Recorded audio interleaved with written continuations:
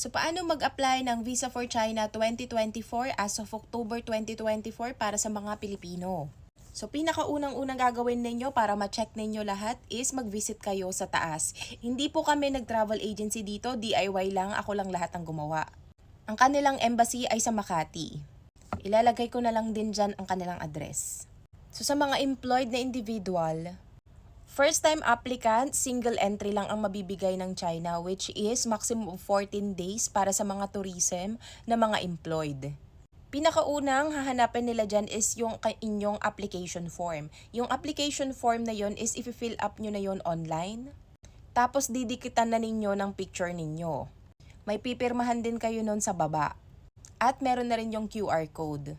So unang-una is application form. Pangalawa is ang inyong 2316 or ITR para pagpapatunay na kayo talaga ay employed.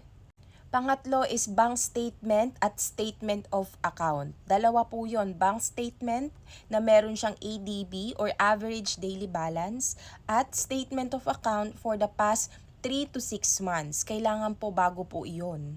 Pang-apat, dalawang picture ninyo, hard copy ng picture ninyo na nakasize siya for Chinese visa taken at least for the past 6 months. At certificate of employment din. Ilakip nyo na yon kasama ng 2316 at ITR. Kinakailangan din na meron na kayong itinerary. Yung itinerary ninyo, nakadepende yon kung gaano kayo katagal sa China. Halimbawa, 7 days. Dapat yung 7 days na yon ilalagay ninyo doon kung saan-saan kayo pupunta. Pang-7 is, kailangan meron kayong hotel booking. Yung hotel booking na yon kailangan nakasama din yon sa inyong itinerary. Pinaka-last is, ito pinaka-tricky, yung airline ticket na back and forth.